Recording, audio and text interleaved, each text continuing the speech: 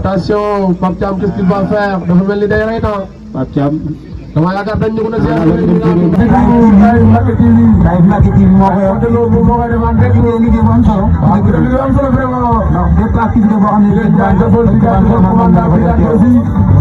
vraiment présence di leen jaay de danger Ahmed Diop le désert 7 day dem Ahmed Diop moo koy dem le désert 7 qu'est-ce qu'il va faire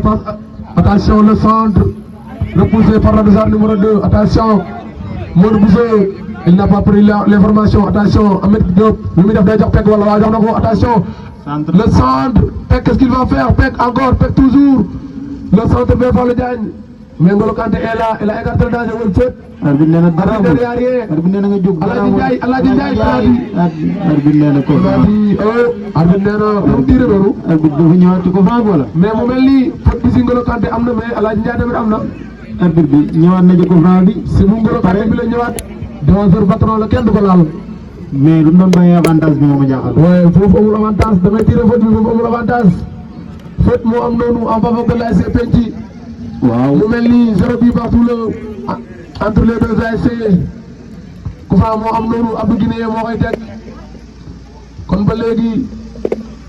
mu mel ni temps bi des na tuuti neex na lool vraiment premier mi-temps bi yaa di 0 but partout ak ay CPN bi waaw Abdou Guinée moo teg bal bi noonu te ñoom ko fa noonu mais ba léegi dégagé gu ko xamul mi xaar arrêt de jeu yi mi ngi bëgg a bari arrêt de jeu yi bari na attention le long dégagement vers le désert numéro 17 attention le contrôle hors-jeu offside hors-jeu heureusement Ibrahima Ndiaye est toujours là le désert numéro 15 il a déjà écarté le danger Ibrahima Ndiaye sama joueur la moom aussi Ibrahima Ndiaye sama joueur la Ibrahima Ndiaye ak Ndof am naa ñaari joueur ci terrain bi Koufra moo am noonu Dafino moo koy teg noonu le gardien de l'ASC bi mu mel ni 0-0 la ba léegi ndam demagul ndam demagul waa teen bi ñëw ëpp occasion arbitre bi nee na mi-temps na naar arbitre bi nee na mi-temps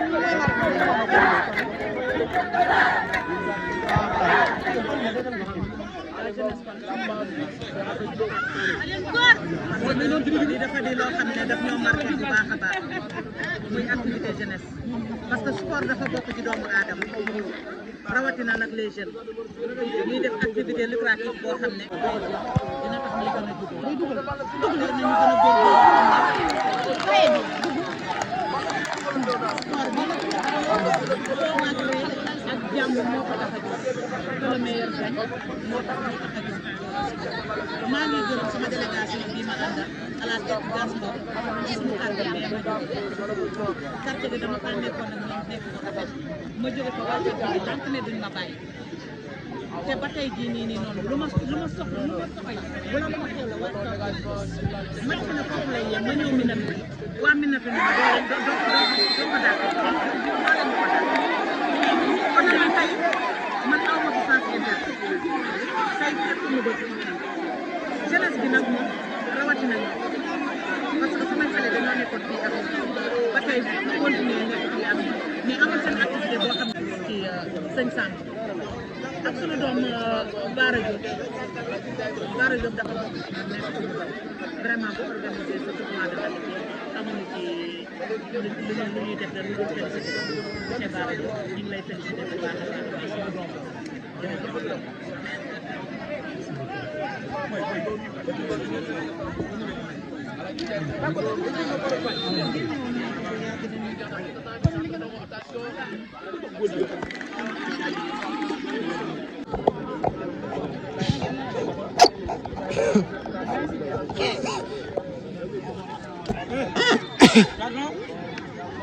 non arrêté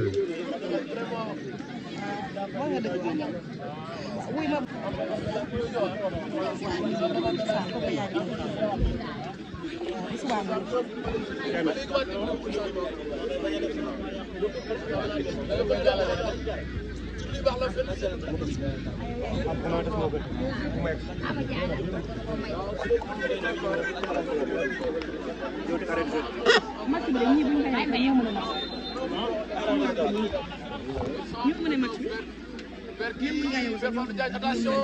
yow ñu tudd la faral di faral di man kii may lañ ko tuddee man kay bu ñu liggéey sama waa ko sama xale yi nag lay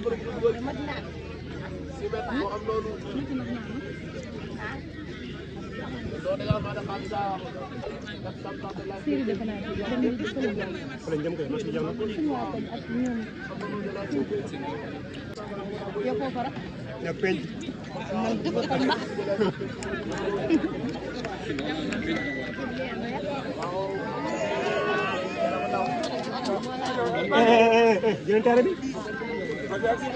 non non mais boo mu doon jël télé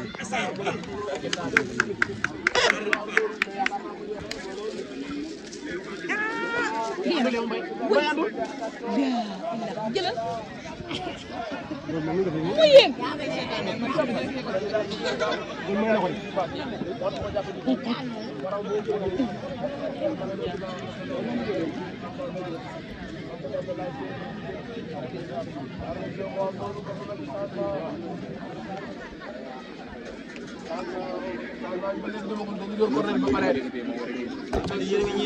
Cornel moo am noonu dossard numéro 7 qui va l'exécuter. Attention sur la tête de Baye Mbaye Aladji Ndiaye. Attention, mauvais dégagement de neuf. Oui, doon écart danger mais malheureusement mais mu mel ni changement bi xaj na fii wala dañuy xaar Cornel bi jàll. kuy dugg sooy Ahmada waaye yàlla numéro 2 c'est Ahmada mooy dugg naan sa numéro 10 Cornel moo am